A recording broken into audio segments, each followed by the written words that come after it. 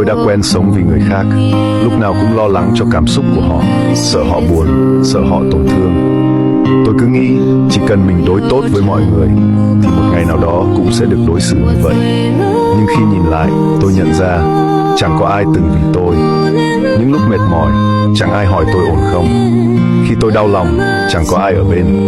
Tôi cứ âm thầm gánh vác, tự an ủi mình phải mạnh mẽ. Nhưng sự thật là tôi cũng chỉ là một con người, cũng cần được yêu thương, cũng cần được quan tâm. Có phải chăng là tôi đã sai ngay từ đầu? Hay chỉ đơn giản chỉ là tôi không đủ quan trọng trong lòng họ? Thế nhưng, dù có thế nào, tôi vẫn chọn sống chân thành, chẳng mong đợi điều gì. Có lẽ, bài học lớn nhất tôi rút ra được là không phải ai cũng sẽ đối xử với mình như cách mình đã đối xử với họ. Nhưng dù vậy, tôi vẫn muốn sống trọn vẹn với trái tim chân thành. Để khi nhìn lại, tôi không hối tiếc vì đã từng sống hết lòng mình.